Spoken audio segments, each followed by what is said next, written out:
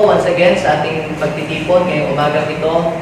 Bago po tayo dumako sa pag-aaral ng banal na salita ng Diyos, gusto kong i-welcome ang lahat ng mga masipag, mga tapat at mga walang sawang sumusubaybay sa live stream ng JA1 Dagupan City. Nawa ay patuloy kayong pagpalain ng Diyos sa pamamagitan po ng inyong mga panonood. At kung kayo po ay ngayon lamang nakapanood sa live stream na ito at nais pa po ninyong lumago sa inyong kaalaman patungkol sa salita ng Diyos, you can visit my official YouTube channel. I-search lang niyo po ang aking pangalan sa YouTube. I-type niyo lang po yung Cleo Rojas. Then, manood po kayo ng mga videos. Then, mag-subscribe po kayo. Just hit the subscribe button below and the notification bell para ma-notify po kayo sa mga videos namin kung ina-upload regularly. At kung gusto niyo naman po na makatulong sa fundraising project ng Jesus the Anointed One Church, don't skip the ads. So, maraming salamat po mga kapatid. Tayo po naman ngayon ay dumako sa pag-aaral ng salita ng Diyos. At kung ready ka na manood at makinig ng salita ng Diyos, you can comment down below at sabihin mo, I am ready to receive the Word of God. Amen? Sabihin mo sa iyong katabi, kung nandito, I am ready to receive the Word of the Lord. Ngayon mga kapatid, na araw na ito, ang pamagat po ng aking pong share ay God will bless the work of your hands. Sino ang naniniwala na pagpapalain ng Diyos ang kanyang mga gagawin sa panahong ito? Yan man ay ikaw man ay nagbi-business, anumang klase ng work na gagawin mo ngayon, pagpapalain ka ng Panginoon. Yan man ay work from home or work sa iyong company o work man yan sa ibang bansa, yan man ay work sa business o work man yan sa church o sa ministry. Basta, naniniwala ako that God will bless the work of your hands. Okay, samahan po ninyo ako mga kapatid sa pagbabasa po natin ng salita ng Diyos. At ito po ay makikita po natin sa Joshua chapter 5, verse 10 to 12. Sabi niya dito, samantalang nasa Gilgal, sa kapatagan ng Jericho ang mga Israelita, ipinagdiwang nila ang Paskwa noong hapon ng ika-14 ng unang buwan. Kinaumagahan, araw pa rin ng Paskwa, kumain sila ng mga pagkain inani nila sa lupain iyon. Sinangag na trigo at tinapay na walang libadura. Verse 12, pagkakain nila ng pagkain inani sa lupain iyon, tumigil na ang pag-ula ng mana. Kaya't mula ng taong iyon, pagkain inaani sa Kanaan ang kanilang ikinabuhay.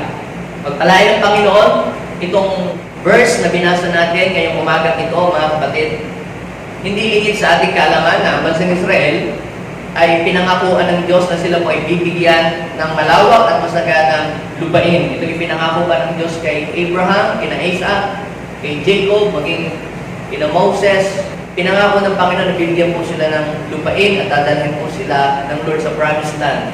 Pero bago po nangyari yon, mga kapatid, sila po ay naging alipin muna sa Ehipto sa loob po ng 430 years.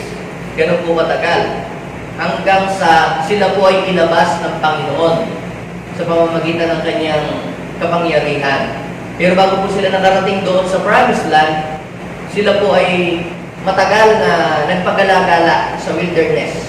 Nagkaroon ng mahabang panahong delay dahil yung pong mga first generation, yung Moses generation, hindi po sila naniniwala doon sa promises ni God. At ang iba po sa kanila ay laging nagreklamo kapag sila po ay nahihirapan. Ang iba po sa kanila ay gusto nilang bumalik ulit doon sa dati po nilang pinanggalingan. Pero ito po ang maganda. Habang sila po ay naglalakbay, mapapansin po natin sa loob ng 40 years, pinrovide ng Diyos ang kanilang mga kasuotan. Binanggit po ng salita ng Diyos na ang kanila daw pong sapatos, hindi daw po sumikip. Ibig sabihin, stretchable yung kanilang mga sapatos, ano?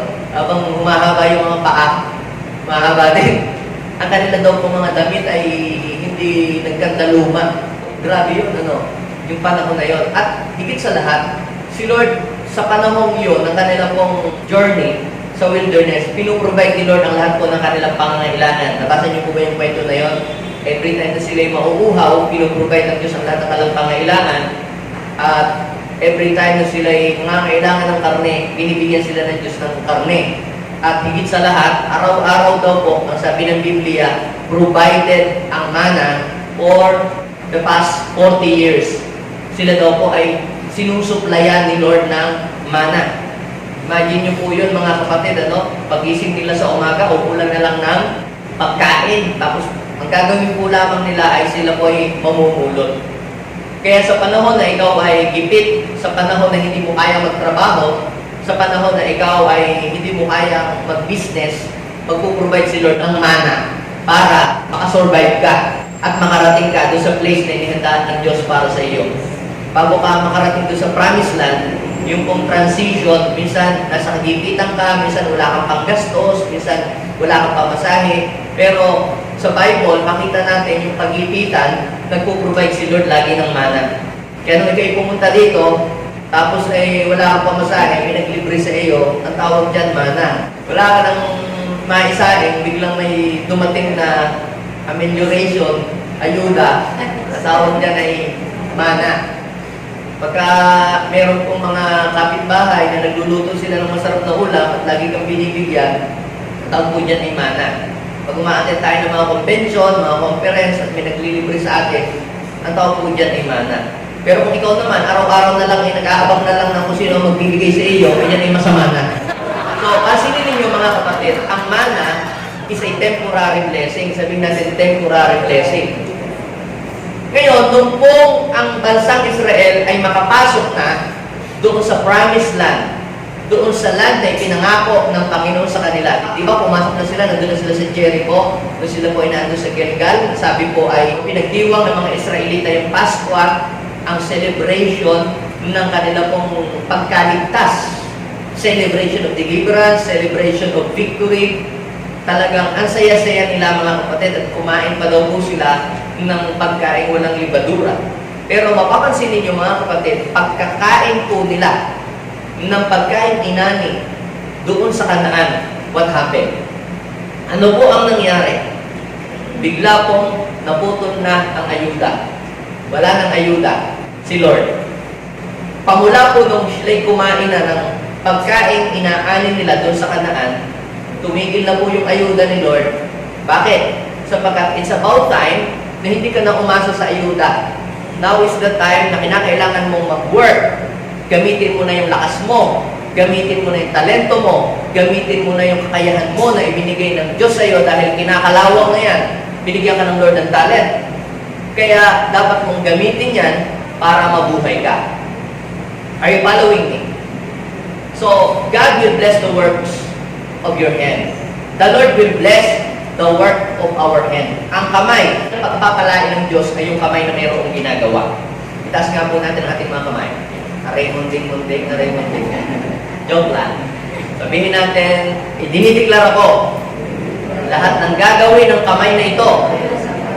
Ito man ay trabaho, negosyo, o pagmiministeryo, pagpapalain ng Diyos ang lahat ng gawa ng mga kamay ko.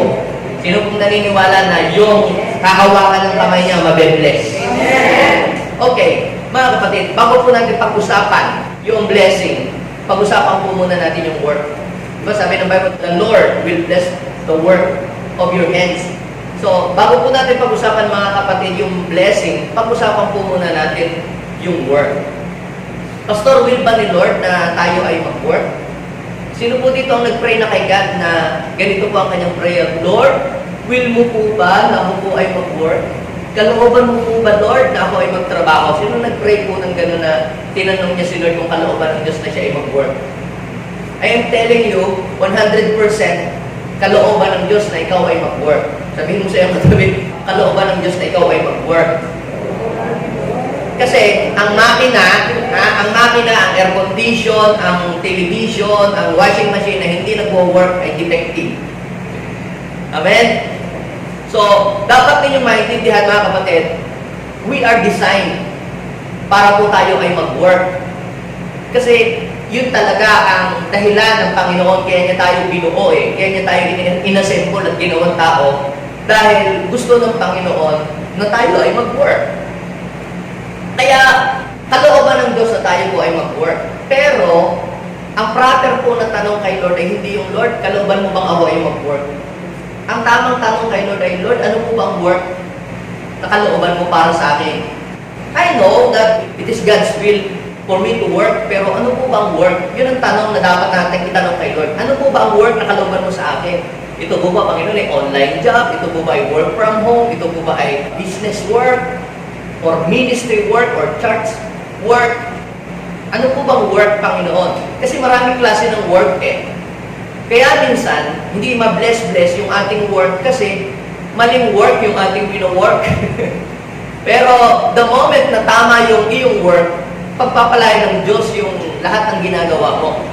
Now, kalooban po ng Diyos na tayo po ay mag-work, mga kapatid. Bakit? Tingnan ninyo, basahin yung Genesis chapter 1, verse 26.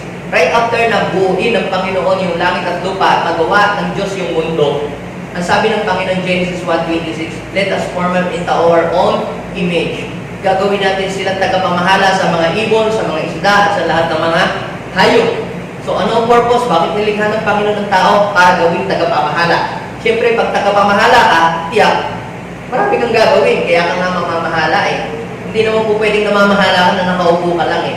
Ibig sabihin, pag ikaw ay tagapamahala, mag-work ka talaga. Mas lalong pinalinaw ng Biblia nung isinulat doon sa Genesis chapter 2, verse 15. Basahin natin sabay-sabay, 1, 2, 3, go. God took the man and put him in the Garden of Eden. Ano ang purpose? Para mamasyal, para magpahangin, para mamahinga. Ano po ang layunin ng Diyos? Bakit inilagay ng Diyos ang tao sa Garden of Eden? Sagot kayo. To work it and take care of it. Sa ibang translation, to cultivate it and take care of it. So, ibig sabihin, kakambal na ng tao sa pagkalikha ng Diyos sa kanya na dapat siya ay may ginagawa. At ayaw ng Panginoon na ang tao na kanyang nilikha ay nabubuhay dito sa mundo nang walang ginagawa. Sabi sa Matthew chapter 20, verse 1 to 6, kung nabasa niyo po yung kwento na yun, na si Lord din mismo ang nagkwento, na nung lumabas yung master na mayroong ari ng bukid, nakakita siya nung alas 6 ng mga taong tatayo-tayo lang na walang ginagawa. At sabi, bakit kayo nakatayo lang dyan? Pumunta nga kayo sa bukid at magtrabaho. Tapos nung alas 9, lumabas, nakakita na naman ng mga walang ginagawa. At sinabi, pumunta kayo doon sa aking bukid at magtrabaho. Nung alas 12, alas 3, gano'n. Nung alas 5, nakakita na naman ng mga tatayo-tayo na walang ginagawa. Ano sabi ng Lord? Pumunta kayo doon sa aking bukid, magtrabaho kayo. So, ibig sabihin, mga kapatid, God's will for us to work. Yung pong work, mga kapatid, is God's idea. Hindi po ito idea ng tao. Kasi ano ba ang idea ng tao? Magpahinga, magpahinga, at magpahinga, at magpahinga, maglaklat siya. Yun ang idea ng tao eh. Pero ang idea po ng Diyos, mga kapatid, ang tao po ay gumawa. Ang tao magtrabaho. Bakit ba kailangan natin mag-work? Basahin po natin yung John chapter 5, verse 17. At makikita niyo po ang dahilan. Naniniwala po ba kayo that you are created according to the image of God? So pag sinabing created ka according to the image of God, ano ba si God? Ang sabi po ng John chapter 5, verse 17, basahin natin. Go. Ang sabi ni Jesus, my Father has been working until now, and I have been working.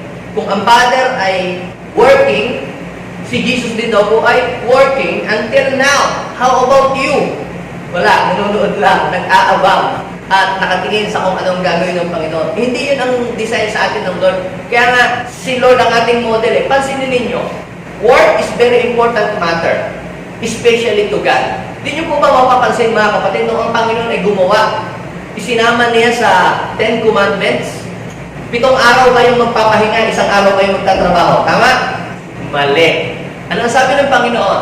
6 na araw kayo magtatrabaho, 1 araw kayong magpapahinga. Alin ang mas madami, pahinga o trabaho? Si Lord po ang nagtakda ng batas na yon, hindi po tao. Ngayon po, ang tao gusto niyang i-bless siya ng Panginoon, pero gusto niyang mag-work ng 1 araw at magpahinga ng 6 na araw. Pero hindi po yun ang order ni God. Ang order ni God, 6 na araw kayong magtatrabaho, 1 araw lang kayong magpapahinga. Work is very important matter. Bakit po, mga kapatid? Ang mundo ay, ito ay mapaparalyze kapag ang tao ay hindi nag-work o kapag hindi ka nag-work. Napansin niyo po ba nung mag-lockdown? Na-paralyze ang tourism, ang economy, pati ang mga airlines, ang daming mga business na nagsara. Ang tanong, bakit? Tanongin niyo po ako, bakit? Kasi walang tao nagtatrabaho, walang production. At patay ang business. Ano lang ang mga nabuhay na business? Yung food. Kasi, dire-diretso ang trabaho ng mga tao. Ang agriculture kasi, dire-diretso yung pagtatanim. Tuloy-tuloy yung work.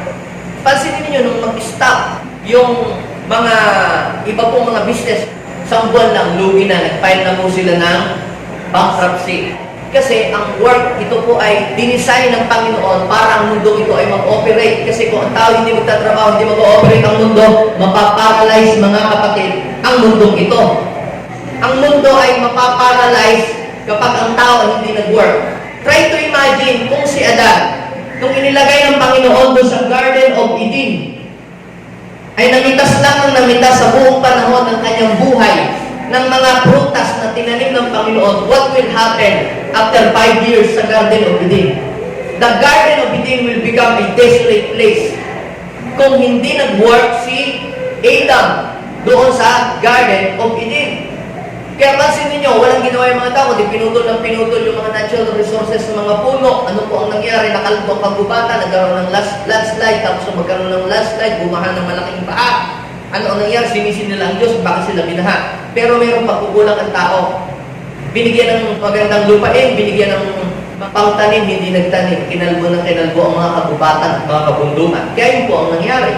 Hindi natin pwedeng isisi sa Panginoon yan kasi tayo ay binigyan ng Diyos ng responsibilidad na i-work out yung lahat ng mga nilalang ng Diyos sa atin, ipinamana ng Panginoon yan. Pansinin ninyo, kapag ang isang bansa ay hindi nag-work ang mga tao, ang bansa pong yun ay maghihirap. Tingnan po ninyo ang bansang Japan. Kung tutuusin, mas mayaman ang bansang Pilipinas kaysa Japan. Marami tayong mga natural resources at marami po tayong mga mas malawak ating mga alupaan sa kanila. Pero bakit mas angat ang Japan kaysa sa Pilipinas? Ang tanong ay bakit?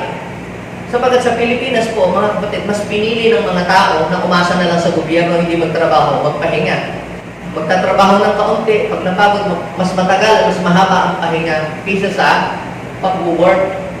How about sa Japan? Kung napunta po kami doon last year, napansin ko po, yung po mga tao, kahit matatanda na, mapuputi na ang buhok, basta nakakakilos pa, nakakagalaw pa, nagtatrabaho pa po sila. Yung iba po naglilinis ng mga toilet, ang iba po ay nagmamap. Mga matatanda, yung mga senior citizens sa atin, sa kanila po, nagtatrabaho po talaga sila.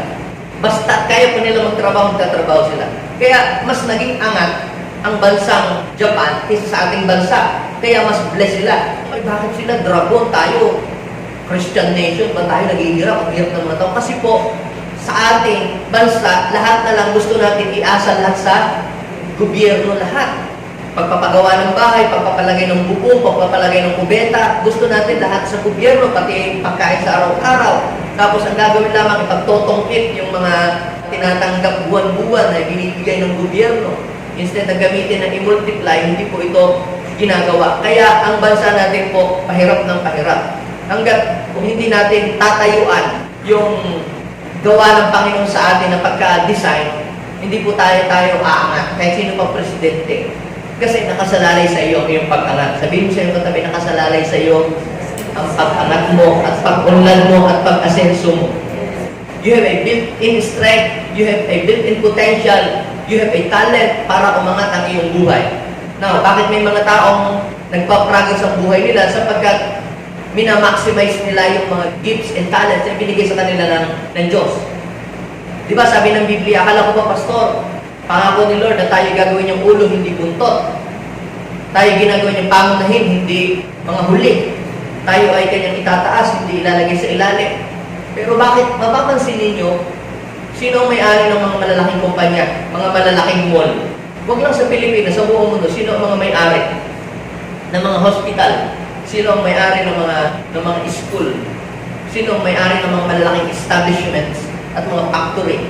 Ang mga unbeliever o mga hindi kumikilala sa Diyos.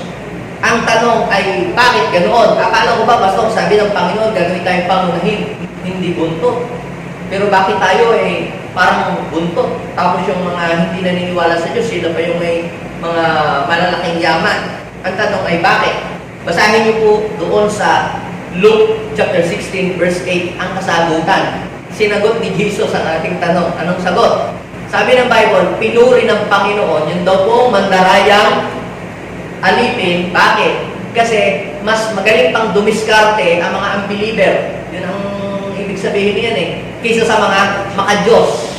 So, yun ang dahilan kung bakit tayo nagiging buntot.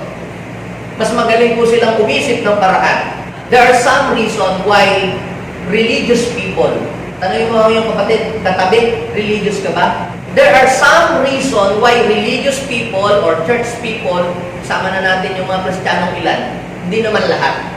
Why religious person are not effective when it comes to work. Bakit hindi effective? Minsan na mag-work, yung mga religious people, minsan pati yung mga Kristiyano, pagdating sa work, hindi sila effective. Kaya ano po ang mangyayari? Ay, hindi na lang ako mag-work, full time na lang ako sa church. Kaya po ang church hindi mag-grow.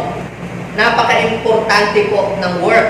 Pero bakit kadalasan, yung mga religious people, nahihirapan sila na mag-work effectively? Meron po akong 4 na pangunahing dahilan na nakita. Pwede ninyo gawing 5, 6, 7, 8, 10, 10, bahala na kayo. Pero 4 na pangunahing dahilan. Una, yung wrong understanding when it comes to work. Wrong understanding when it comes to work. Ang akala po nila, ang work ay sumpa o ang trabaho ay sumpa. Yung po bang work ay sumpa? Yung hindi makapag-work, yun po ang nasa ilalim ng sumpa. Pero yung work, hindi po siya sumpa. Maaaring sasabihin niyo, pastor, kung hindi lang sana nagkasala si Adan, di sana ang tao hindi nagtatrabaho. Mali.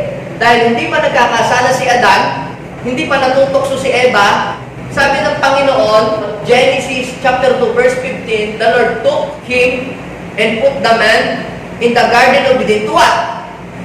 To work it and take care of it. Nagkasala na ba agad si Adan o hindi pa? Kaya nga sila nagkasala wala silang ginawa nakipagchismisan lang. Yun, nakapasok ang kasalanan. Kung siguro sila ng time na yun nagpa-farm o nagbubungkal ng lupa ng time na yun, di wala silang time na makipagchismisan doon sa ahas.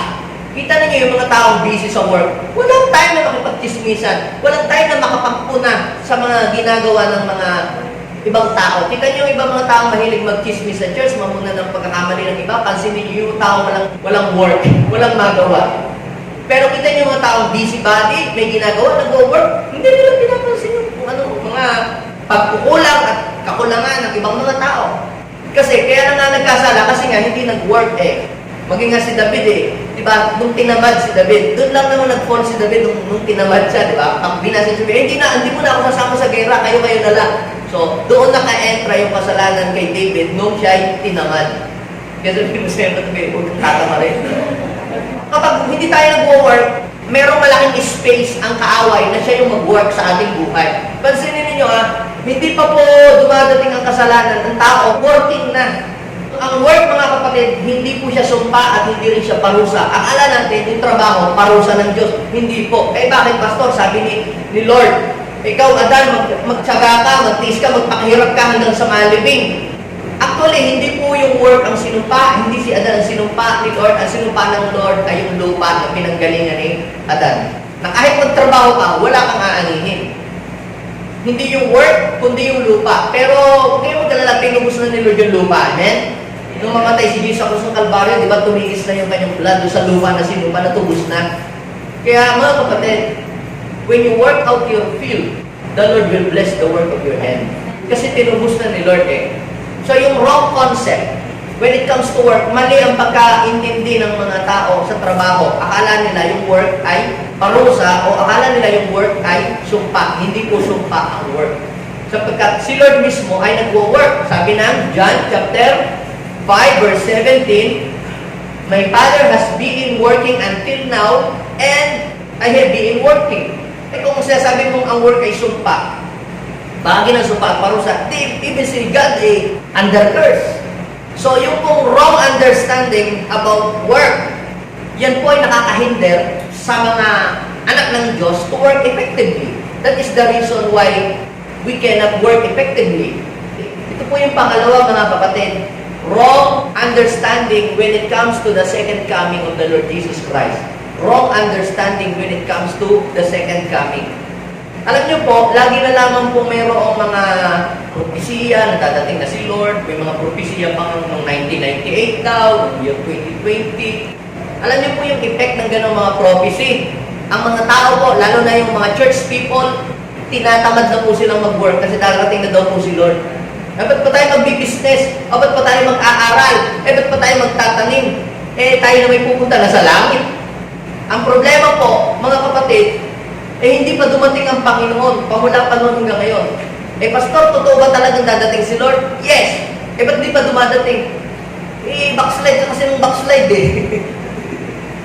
So, ba't hindi dumadating? Gusto ng Lord na tayo ay bigyan ng pagkakataon na makapagbagong buhay at ayaw niyang mapahamak ang lahat. Pero, mga kapatid, hindi po dapat maging dahilan yung second coming of the Lord Jesus Christ para po tayo tamadin na at huwag na mag-work. Sa 1 Thessalonians chapter 4, pag binasa niyo 1 Thessalonians chapter 4, verse 16 hanggang 18, we believe in the second coming. Yan po isa sa ating po mga declaration faith. We believe in the second coming of the Lord Jesus Christ. Noong si Apostol Pablo po ay nag-share about the second coming of the Lord Jesus Christ, doon sa mga taga-Thessalonica, sabi ni Apostol Pablo, doon sa mga taga-Thessalonica, malapit nang dumating si Lord. So dahil malapit nang dumating si Lord, ano po ang ginawa ng mga taga-Thessalonica sa 2 Thessalonians naman? Tinamad na po silang mag-work. Gusto nila tumambay na lang sa simbahan kasi dadating na daw si Lord. Nirebuke sila ni Paul. Ano sabi ni Paul? Sa Thessalonians chapter 3, verse 8. Nagpagal kami para hindi namin iasa sa gobyerno o kung kani-kanino ang aming ikabubuhay. Di ba? Sabi po niya. At pagdating sa verse 10, ano po ang sabi? Yun daw po mga ayaw magtrabaho, yung ayaw mag-work, wag pakainin. So, alin ang nasa sumpa? Yung nagwo-work o yung hindi nagwo-work? So, ibig sabihin, you will become under curse kapag ayaw mo magtrabaho. Kaya nung curse yun, hindi ka kakain. For you to eat, you must work. When you stop working, you will stop eating. Yun ang sabi ng Biblia. Ang sumpa, mga kapatid, ay doon sa hindi ka nakakapagtrabaho. Kaya kita ninyo, mga kapatid, yung mga tao masisipag, tapos ang ganda-ganda ng buhay, tapos biglang mamaya nagkasakit, hindi nakapagtrabaho. Pansinin ninyo, parang gumuho ang lahat. Biglang naghihirap. So, ang sumpa, yung hindi ka nakakapagtrabaho. Yun ang sumpa. Pero kapag ikaw ay nagtatrabaho, nagwo-work ka, normal yan. 2 Thessalonians chapter 3, verse 10, huwag pakainin ang mga tamad. Kasi nga, nung nag-preach si Paul ng second coming, yung mga tao, hindi na nagtrabaho, yung hintay na daw pagdating ng Panginoon. Pangatlo, ito po, yung wrong understanding about grace. Wrong understanding when it comes to grace. Nakakala po iba, pagka daw po grace, may grasya naman ng Diyos. At saka, dahil sa grasya ng Panginoon, hindi na natin kailangang gumawa. O katulad ng salvation, o diba, hindi naman ikaw magliligtas sa iyong sarili, si Lord. O, kaya yung wrong understanding when it comes to grace can hinder sa mga believers to work effectively. Nakakala po nila lahat dapat ang gagawa si Lord dahil nandiyan yung grasya ni Lord. Mali ang kanila pong pagkaunawa patungkol sa grace. Basahin po ninyo yung 1 Corinthians chapter 15 verse 10. Anong sabi ni Apostol Pablo? Because of God's grace, I am what? I am. O ano pa sabi ni Apostle Paul doon sa verse na yun? Dahil sa grasya ng Panginoon, I work even harder. Because of His grace, I work hard. So, ang grace ang nagbibigay sa iyo ng lakas to work hard and inspiration. Sabi ni Paul, not I, but the grace of God in me. So, kaya ka hindi nakakapag-work, baka hindi mo natatanggap yung grasya ng Panginoon para ikaw ay mag-work. Kaya kung ikaw tinatamad ng mag-work, tinatamad ng magtrabaho, hingin mo ang grasya ng Lord para sipagin ka. Kasi sabi ni Paul, ako ay nag-work ng matindi sa biyaya ng Diyos. Hindi dahil ko sa lakas ko, kundi dahil sa biyaya ng Diyos. Ang grace ay ibinibigay ng Diyos sa atin, hindi para maging tamad tayo, tamad din tayo magtrabaho. Kundi yun yung nagbibigay sa atin ng sigla para tayo ay magtrabaho. Yun ang pagkaintindi ko diyan. Dahil sabi ni Paul, kung ang interpretation ni Paul sa grace ay yung hindi na siya magtatrabaho, hindi siya nagagawa, bakit kinakailangan pa niya magtrabaho sa araw at pagkatapos mag-preach siya sa gabi? Si Paul po, mga kapatid, siya po ay tent maker, nagtatrabaho po siya. Pagkatapos, Sa gabi, nagpipreach siya. Sa araw, nagtitinda siya ng mga tent. Nagagawa siya ng mga tultang, nagtatrabaho siya. Tapos, sa gabi, doon siya po nangangaral. Kung ang paniniwala ni Paul doon sa grace ay hindi na ka na magtatrabaho kasi may uwak namang dadating. Kapatid, yun ay may reason kung bakit ganoon. Pero hindi laging ganoon. Kita mo, dumating yung time na nanawa na din yung uwak. Nagsawa din sa pagbibigay ng ayuda. Yun kasi temporary blessing na. Ano ba naman ito nanawa na yung uwak. Wala na silang maibigay. Naubos na eh. So kung aasa lang tayo lahat sa gobyerno ng ayuda, mauubos din yun. Yun ay temporary.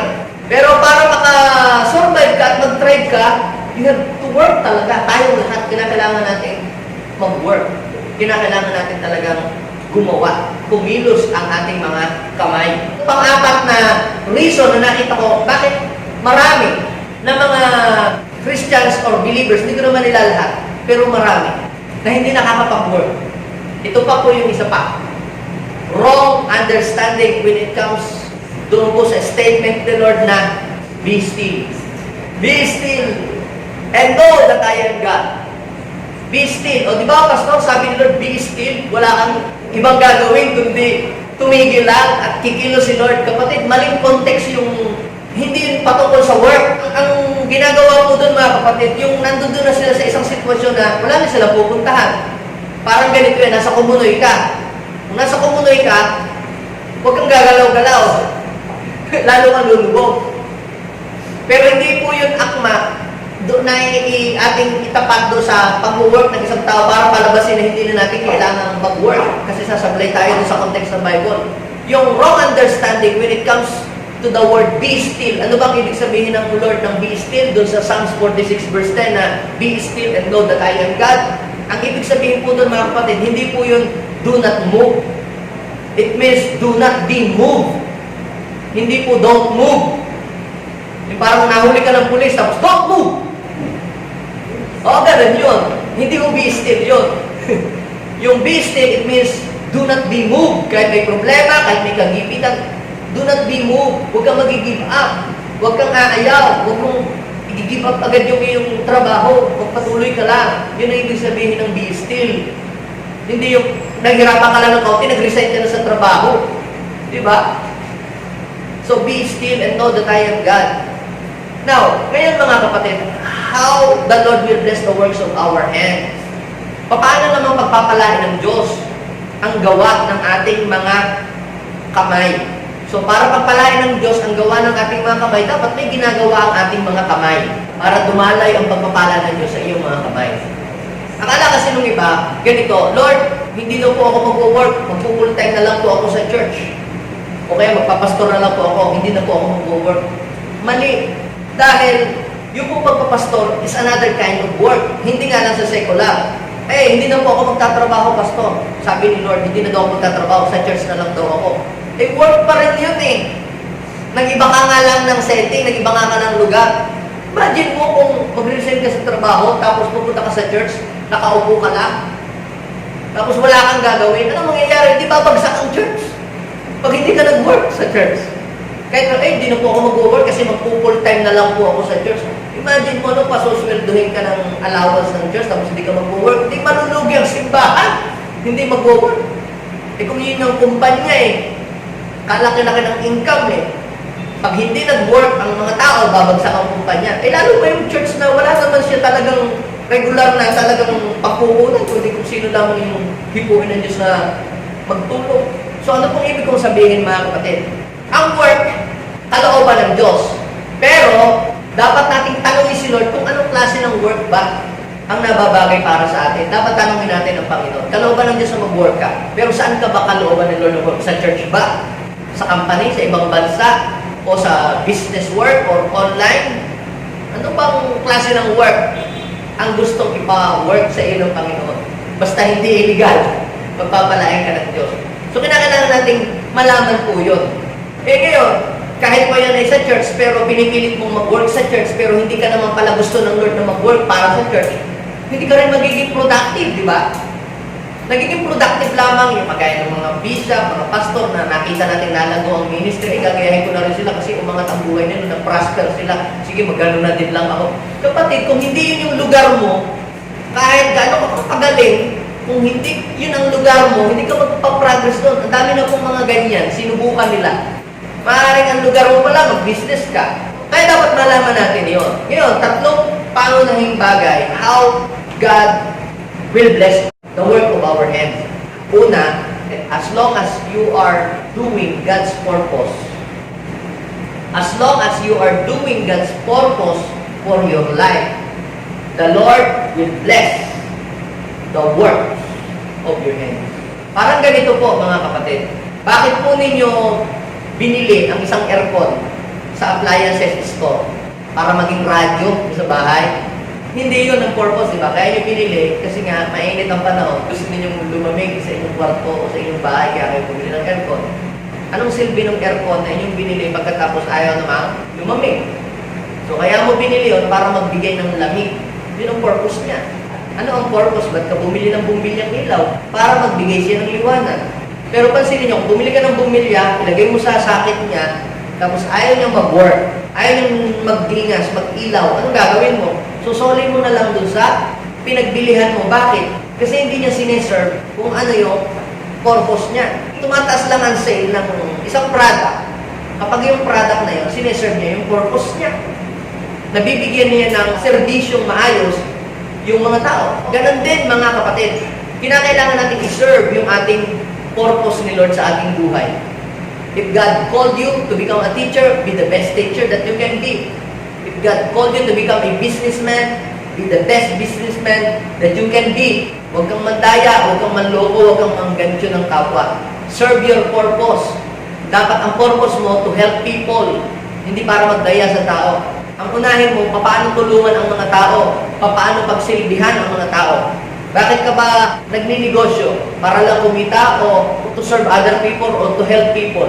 Kasi pag kaya mo ginagawa, para ka lang kumabig, kapatid, hindi ka tatagal sa ginagawa mo. Hindi magiging long term, magiging short term lang lahat. Ganun din, sa iyong paglilingkod sa Panginoon, bakit ka gusto mong magpastor? Para ba yumaman? Para susumikat? Para maging kilala sa buong mundo?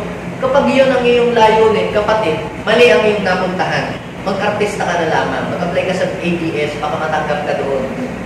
Ngayon, kung ang purpose mo, kaya ka pumasok sa church o sa paglilingkod ay magsilbi, maglingkod sa ibang mga tao, congratulations, you are in a right place. Tama yung purpose mo.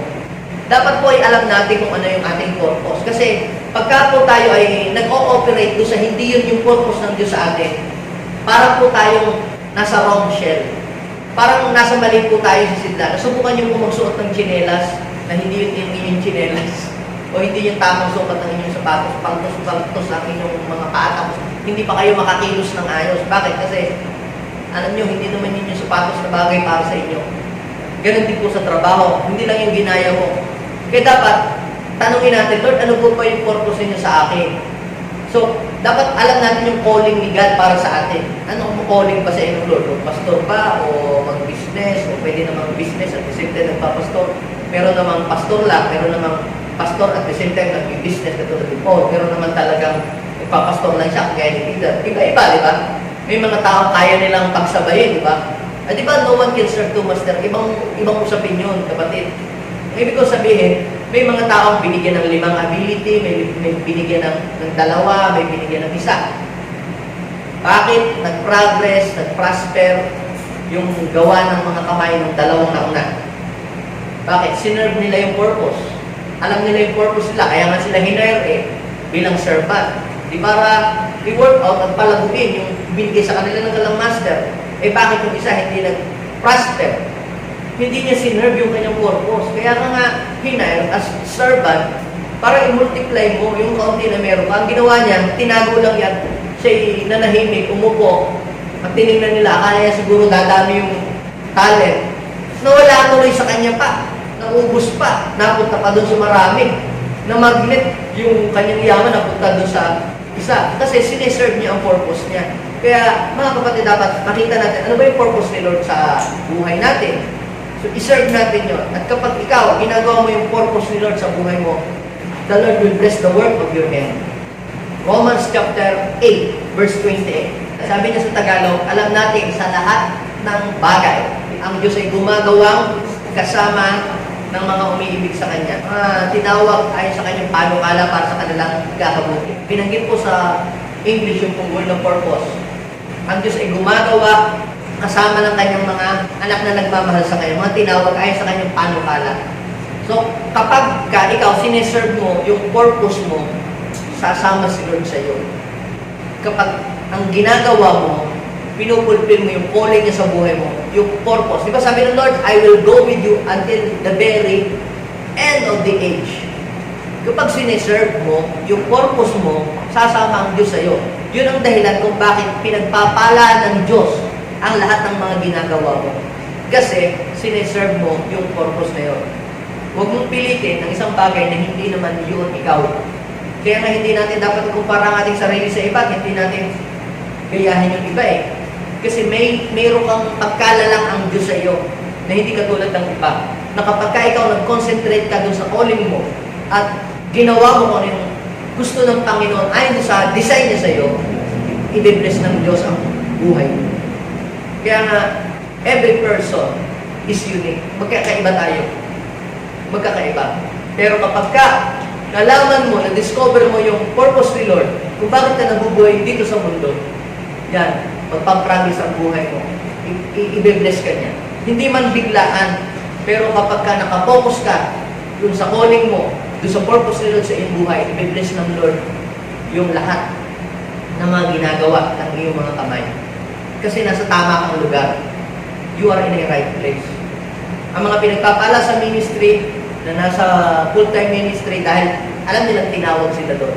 Yung mga taong pinagpapala ng Diyos na nasa ibang bansa, bakit gano'n? Ang dami ng promotion. Kasi nakita nila na yun ang purpose ni Lord sa buhay nila. Ngayon, ikaw, dapat mong hanapin, ano ba ang purpose ni Lord? Bakit ba ako nabubuhay? Ano ba ang gusto ng Lord na gawin ko? Yun po yung una, mga kapatid.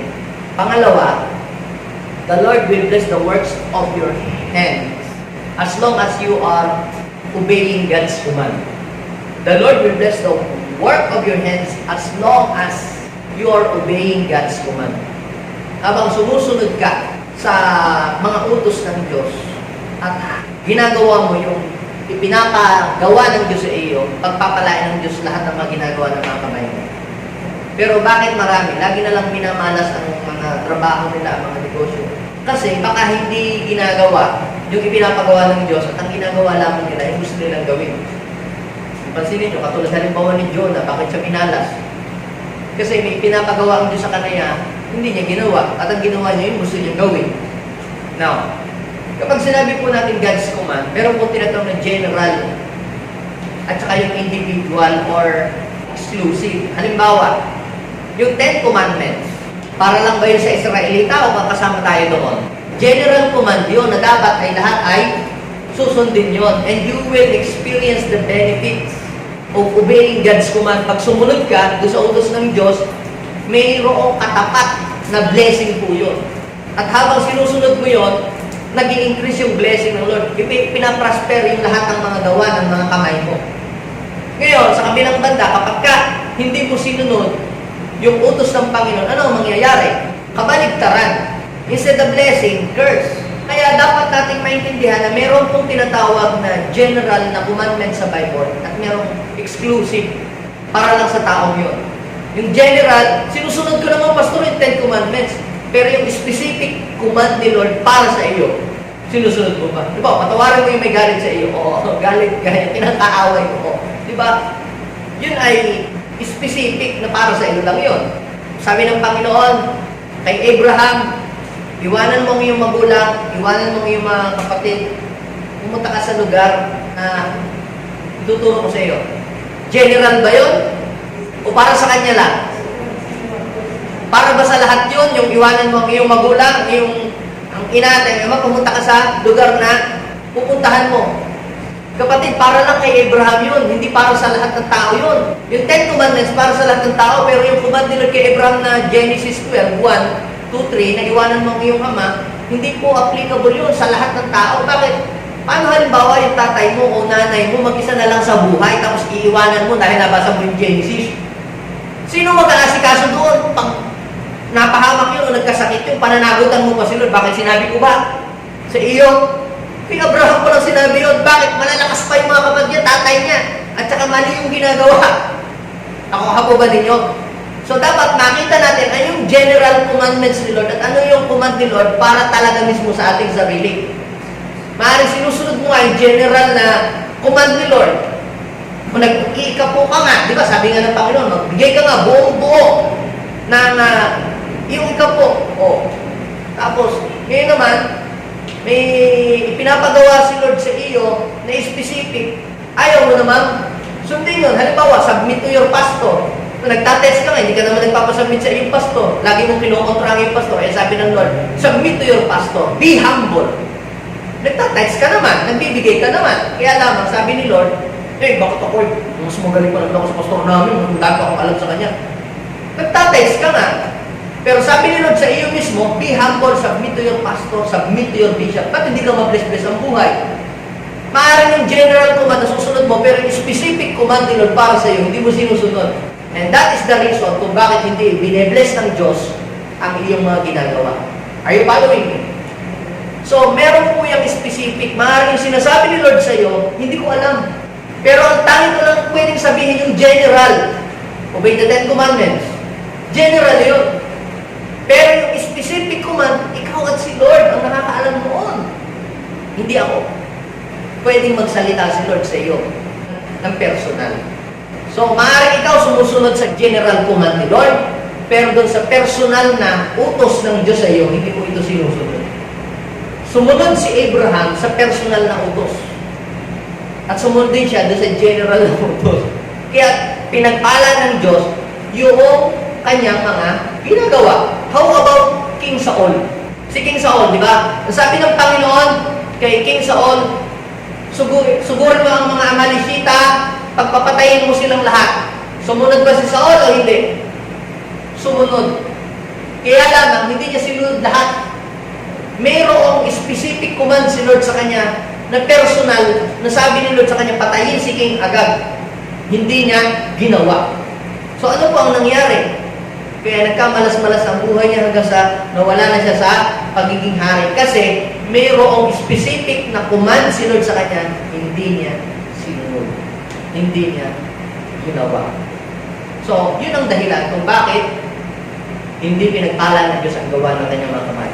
As long as you are doing God's purpose for your life, as long as you are obeying God's command, the Lord will bless the works of your hands. Basahin po natin yung Deuteronomy chapter 28, verse 12 to 13. Ang sabi ng Panginoon, bubuksan niya ang langit, papapatakin niya ang ulan sa kapanahunan to bless the work of your hands. Paano? Basahin yung verse 13. Gagawin doon tayong ulo, hindi buntot, pamunahin, hindi huli, hindi mangungutang, kundi magpapautang pa.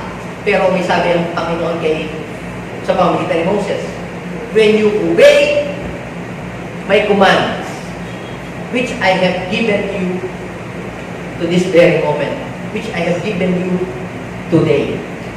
So kaya pala, pagpapalain lang ng Diyos ang mga gawa ng iyong kamay kapag sumusunod ka doon sa general commandments ni Lord at saka doon sa specific commandments ni Lord para sa iyo mismo. Pero kung hindi mo ginagawa yun, kahit magdideclare ka pa, sabi ng Biblia, tas natin makamay, magiging aray-munding-munding lang yung declaration mo. Hindi magkakatotoong mabibilis ang gawa ng iyong mga kamay. Kasi, ganito po yan. If you're serving your purpose and obeying God's command, kahit wala kang declaration, kahit di makalimutan mo na mag-declare sa araw ng Lunes na pagpapalay ni Lord ang gawa ng aking kamay yung araw nito, kung hindi ka naman nasunod sa Panginoon, wala yun. Kasi automatic na talagang dadalo yung blessing kapag ginagawa mo yung purpose ni Lord at sinusunod mo yung kanyang kalooban. At ito po yung pangatlo. The Lord will bless the works of your hands as long as you are glorifying God through your life. As long as you are glorifying God through your life. Nakakatuwa ka ba? Kumusta ang buhay mo? Ang buhay mo ba ay nakakatuwa o nakakainis sa paningin ng Diyos? Check your life. Check yourself. Kaya dapat po mga kapatid, ang ating buhay ay nakakatuwa o nakakalugod sa Diyos. Kapag ang buhay mo nakakalugod at nakakatuwa, yan ay nakakapagbigay luwalhati sa Diyos. The Lord will bless the works of your hands kasi natutuwa siya sa iyo. Hindi ka nga perfect, pero nakakatuwa ka kasi you are serving your purpose, you are obeying. Sina David, hindi naman sila perfect, di ba?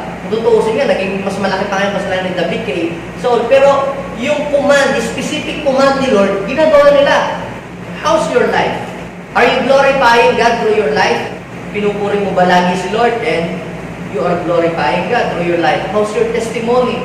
Paano ka makitungo sa ibang mga tao?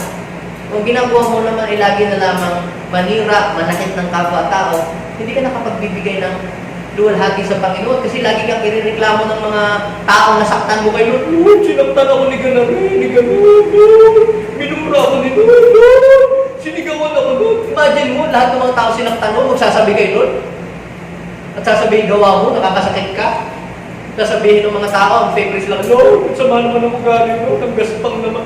Kita mo, sasabihin nila lahat ng kay Lord. So ano ngayon ang mangyayari? Magkakaroon ka ng atraso kay Lord. Hindi matutuwa sa iyo ni Lord. Ba't ang dami mong sinaktan? So ano mangyayari yun? Hindi ka papapalain ni Lord. Sa kabilang banda, marami kang taong tinulungan, marami kang taong minahal, marami kang taong in-encourage, marami kang taong pinalakas, marami kang taong pinatatag. Sasabihin nila, Lord, sa pamamagitan ni sister, ni brother, lumakas ako. Lahat yun, magpapasalamat kay Lord. Natutuwa sila, nakaka-glorify yun. Bibless ko nga lahat ng kanyang ginagawa. Nakikita niyo kung paano binendes ng Lord? Yung ating mga gawa natin mga kapatid. Dapat yung buhay natin nakakapagbigay yun. Hindi ka mo perfect, pero nakakatuwa ka kasi nga, nakapagbigay ka ng kalakasan sa mga tao, encouragement, nakakapagbigay ka ng mga suporta. O ikaw nga ay tumutulog, pero mas malaki naman ang iyong kabig. Tumutulog, tapos ipapahamak mo naman yung mga tao. So kaya kinakailangan natin, mga kapatid, na ang ating buhay ay nakakalugod sa Panginoon.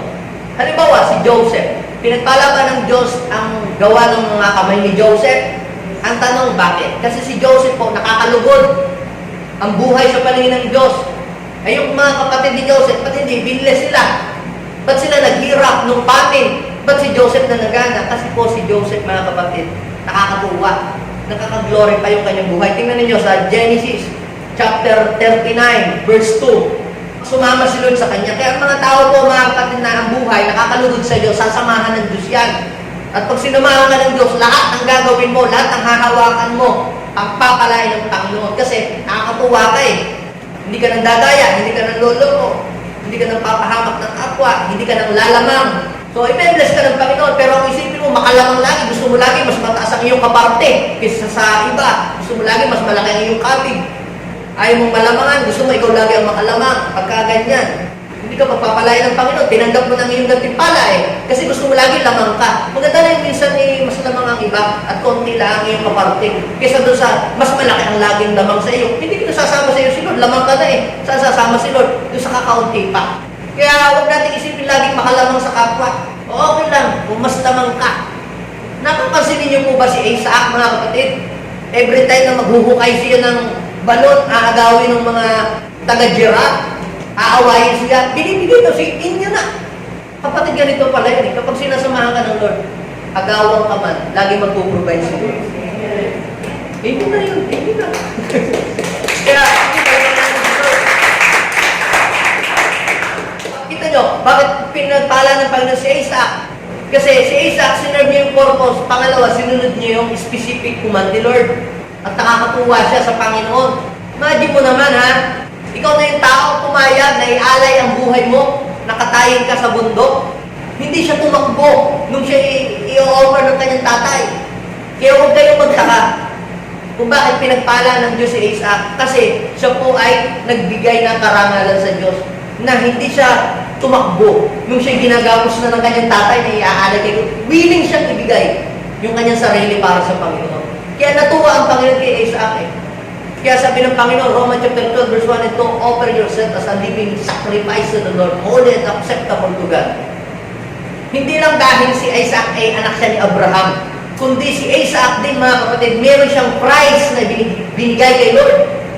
Sa palagay ninyo, alam kaya ni Isaac yung ginagawa ng tatay niya o hindi? Alam, malaki na siya eh. Nagtatanong na nga eh, nandito na po ang lahat ng mga panggap.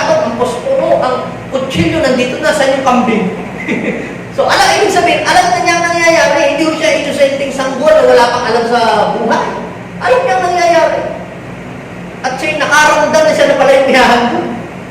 Nakagapos na siya ganyan, nakatihaya na siya, at sasaksakin na, ba't di pa siya tumakbo? Kaya niya tumakbo. Siya ay willing na ibigay ang kanyang sarili sa Panginoon. Pero, dahil nakita ng Lord na willing siya to offer ang kanyang sarili, binili siya ng Diyos. Sumama ang Diyos sa kanya, kaya kahit inaagawan siya, laging nagpo-provide si Lord. Pinayaman siya, higit doon sa mga tao sa kanyang panahon during crisis, during famine. Kaya ito mga kapatid na sikreto, i-deserve natin na matuwa si Lord sa atin. Mapasaya natin si Lord sa ating mga ginagawa. Huwag kang gumawa ng illegal. Huwag mong samantalahin yung mga taong mga mahihirap ang buhay at ang Diyos ay matutuwa sa iyo. Now, at ang pangalawa, na binless ng Panginoon, si David. Si David din po, mga kapatid, natuwa din si Lord sa kanya, nakapagbigay ng lugod siya sa Diyos. Nung siya ay tumindig para ipaglaban ang bansang Israel, bagamat yung mga tao at mga harit pinunoy takot, pero siya yung nanindigan, nalalaban kay Goliath. Nakapagbigay ng glory yung kay Lord. Isang napakalaking shame. Kung ikaw ay hari, tapos gera, tapos ikaw yung tatago. Diba? Isang napakawalang karangalan yun. Pero nung siya tumayo at ipaglaban niya, na para hindi malagay sa kahihiyan ang kanilang bansa, tinaya niya yung buhay niya. Huwag lang mapahiya ang sambahayan ng Israel. Sige, ako na ang haharap. Pero pansin niyo, natuwa si Lord sa kanya, di ba? Kaya pinromote siya ng pinromote. Basahin niyo po yung 1 Samuel chapter 18 verse 14. Hanggang siya na-promote ng na-promote, tapos siya naging pinuno ng 10, ng 20, ng 1,000. At sabi, bawat lugar na puntahan niya, ano man ang kanyang gawin? Laging pinagtatagumpay kasi sumasama ang Diyos sa kanya. Kasi natutuwa. Kapag nakaka-glorify ang buhay mo kay Lord, sasama ang Diyos sa iyo. At ito pa, yung panghuling tao na napansin ko sa Biblia, na binless ng Lord ang lahat ng mga gawa ng kanyang mga kamay, ay si Daniel. Ano naman ang ginawa ni Daniel? Si Daniel po, simulat sa Paul ay naging tapat. Hindi siya nag-compromise sa gawa ng mundo. Hindi siya nakikipag-inuman. Kahit malayo siya sa kanyang pamilya, pero ayos ang kanyang ginagawa. Yung mga tao doon sa panahon niya, pinagbabawalang mag-pray. Doon sa Daniel chapter 6 verse 10, huwag mag-pray. Pero siya, nag-pray pa rin siya regularly, 3 times a day pa nga. Hanggang sa nung siya itinapon sa lion's den.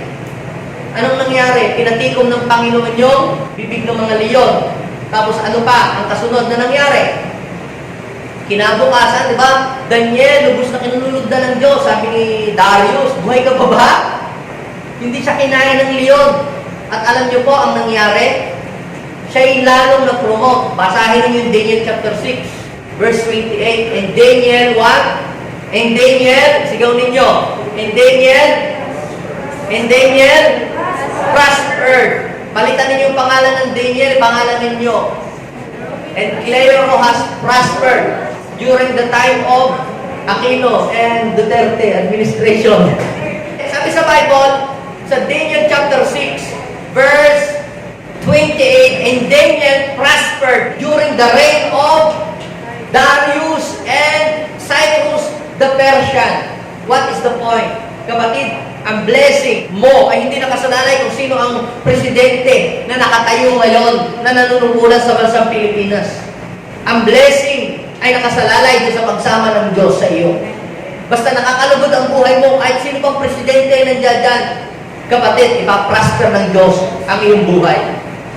Grabe, si Daniel po, pamula kay Nabucodonosor, binless siya kay Darius at kay Cyrus the Persian, pero ipinrasper ang kanyang buhay. Yung iba, nako, yung ating, ngayon, ang ating politician na sinuporta, hindi nanalo, nako, walang buhay tayo ngayon. Wala tayong, buhay.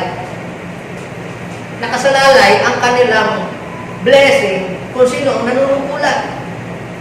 Pagka makakaliwa, ang nanalo, at hindi yun ang kanilang sinuportahan, ay naku, walang buhay tayo ngayon, hindi nanalo ang ating manok, wala tayong blessing ngayon.